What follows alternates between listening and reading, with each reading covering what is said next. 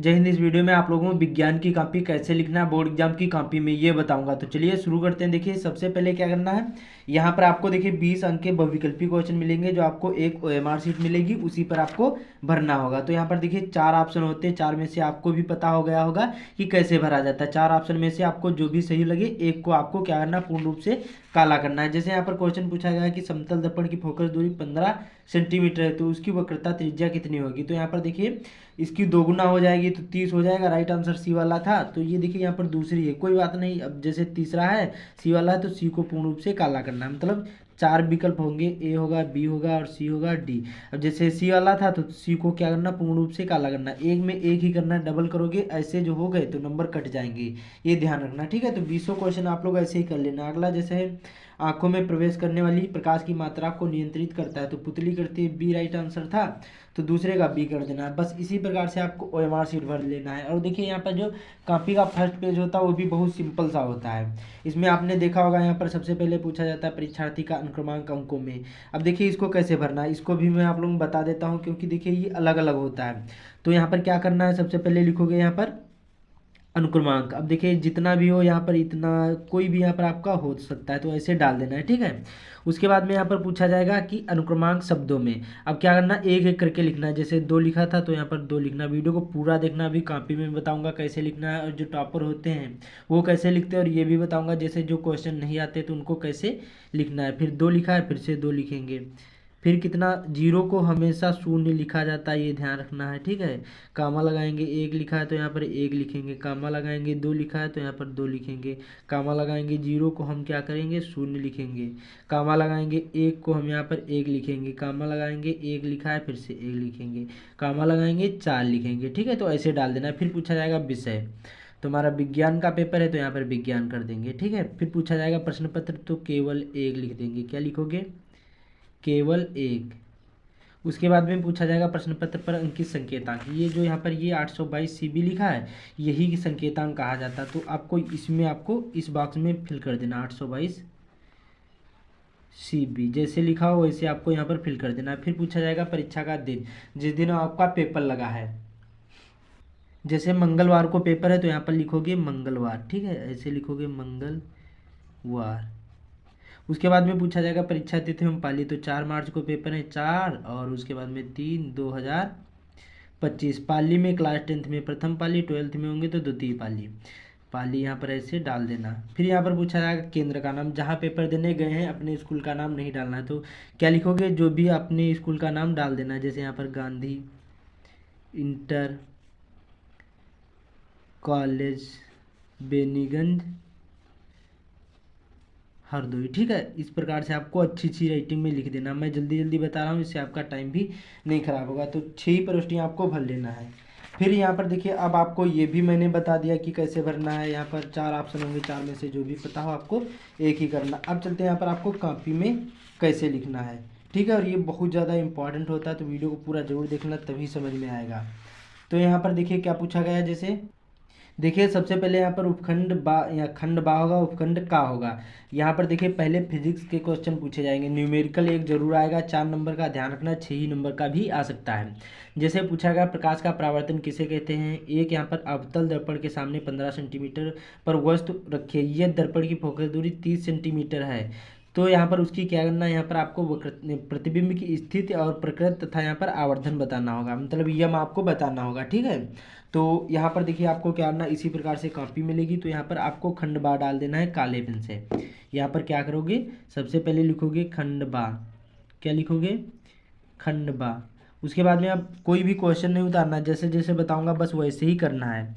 अब यहाँ पर देखिए प्रश्न नंबर 21वां है। यहाँ पहले ही बता दूं, देखिए यहाँ पर 7 सेट होते हैं तो कई कई बार यहाँ पर 21वीं की जगह पर पहला क्वेश्चन होगा, तो आप लोग कंफ्यूज ना होना। तो यहाँ पर जैसे पहला क्वेश्चन हो तो पहला डाल देना है, और जैसे यहाँ पर जो 21वां हो तो ऐसे लिखना है आपको प्रश्नोत्तर संख्या।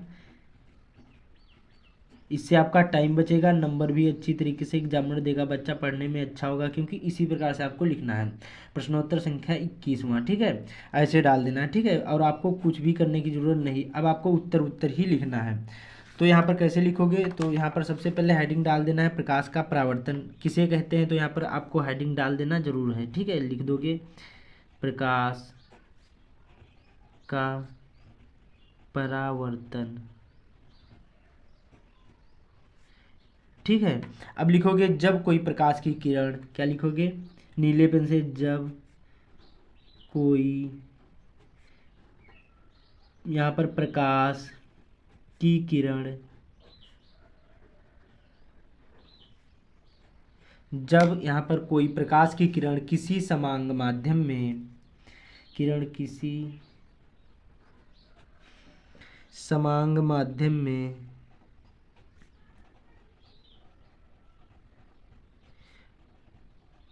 समांग माध्यम में क्या है, चिकने तल से,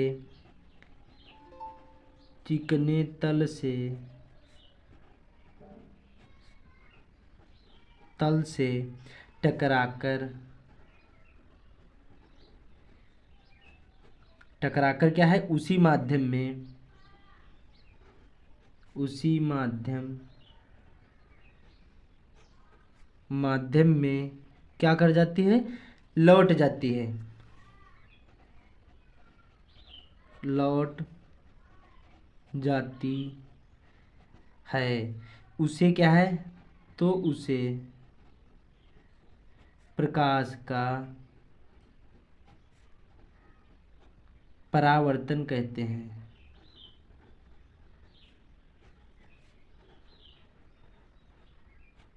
कहते हैं, इस प्रकार से लिख देना। अब क्या आगे पूछा गया था, यहाँ पर लिखा है कि एक अवतल दर्पण के सामने यहाँ पर 15 सेंटीमीटर की वस्तु रखी है, u बराबर क्या है -15 सेंटीमीटर, यह दर्पण की फोकस दूरी -30 सेंटीमीटर, यह बराबर यहाँ पर 30 सेंटीमीटर है। तो प्रतिबिंब की स्थिति आपको v ज्ञात करना है और आवर्धन भी आपको ज्ञात करना होगा।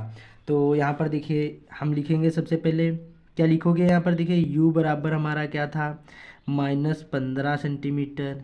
उसके बाद में यहाँ पर यफ बराबर जो फोकस था यहाँ पर -30 सेंटीमीटर। ठीक है, उसके बाद में यहाँ पर देखिए v बराबर हमारा क्वेश्चन मार्क।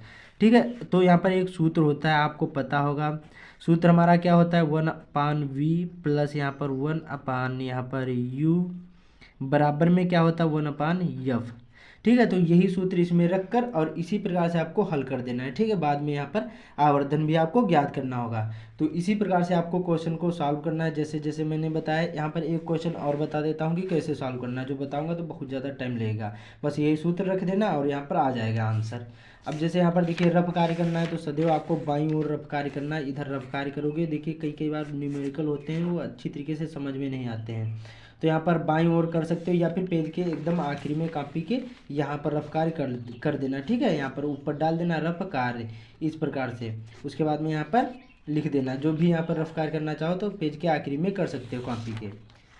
अब देखिए यहाँ पर जैसे अगला क्वेश्चन था, यहाँ पर क्या, विद्युत धारा किसे कहते हैं, संक्षिप्त परिचय दीजिए। तो इसको कैसे लिखना, सबसे पहले लिख लेता हूँ, उसके बाद में समझा दूंगा। या फिर निकट दृष्टि दोष तथा दूर दृष्टि दोष में अंतर बताना, ये भी 4 नंबर का है, तो इसको कैसे करना है। तो यहाँ पर देखिए मैंने पहले से ही लिख लिया है, तो यहाँ पर कैसे करना है। अब देखिए 22वां क्वेश्चन था, तो ऐसे लिख देना प्रश्नोत्तर संख्या 22वां, फिर यहाँ पर ऐसे हेडिंग डाल देना कि निकट दृष्टि दोष तथा दूर दृष्टि दोष में अंतर। तो पहले हेडिंग डाल देना निकट दृष्टि, यहाँ पर दृष्टि दोष, तो कैसे लिखना है, निकट दृष्टि दोष वाले व्यक्ति को क्या है, पास की इस पर यहाँ पर वस्तुएं स्पष्ट दिखाई देती हैं लेकिन अधिक दूर की वस्तुएं स्पष्ट दिखाई नहीं देती हैं, अर्थात नेत्रबिंद अनंत पर ना होकर कम दूरी पर आता है। ठीक है, अब दूर दृष्टि दोष, इसमें लिखना है कि इस दोष से पीड़ित व्यक्ति को दूर की वस्तुएं स्पष्ट दिखाई देती हैं परंतु निकट की वस्तुएं स्पष्ट दिखाई नहीं देती हैं। यह दोष निम्नलिखित 2 कारणों में से यहाँ पर हो सकता है, जैसे यहाँ पर नेत्र लेंस की वक्रता, यहाँ पर वक्रता कम हो जाए जिससे उसकी फोकस दूरी बढ़ जाती है, और नेत्र लेंस तथा यहाँ पर रेटिना के बीच की दूरी कम हो जाए, अर्थात यहाँ पर नेत्र के गोलक का व्यास कम हो जाता है। तो इसी प्रकार से आपको हल करना है क्वेश्चन पूरे, आपको कोई भी कुछ और सारी ज़रूरत नहीं है, बस इसी प्रकार से आपको कॉपी लिखना है। अब जैसे देखिए जो क्वेश्चन नहीं आते हैं तो उनको कैसे सॉल्व करना है, आपको क्या करना है, सबसे पहले क्वेश्चन को पढ़ना है, फिर यहाँ पर देखिए जैसे ये क्वेश्चन था तो इस प्रकार से जैसे आपको आधा क्वेश्चन आ रहा है तो इसको लिख देते, फिर यहाँ पर फोकस दूरी जितना भी आपको सूत्र पता हो उससे संबंधित जितना भी आपको पता हो वो लिखने की कोशिश करना है, अदर नहीं लिखना है, प्रश्न से संबंधित जो भी आपको पता वो लिखने की कोशिश करना है, बहुत ही अच्छे मार्क आएंगे। तो उम्मीद करता हूँ आप लोगों को समझ में आ गया होगा। तो इस वीडियो को ज़्यादा से ज़्यादा शेयर कर देना, चैनल पर पहली बार आए चैनल को सब्सक्राइब भी कर लेना। तो मिलते हैं अगले वीडियो में।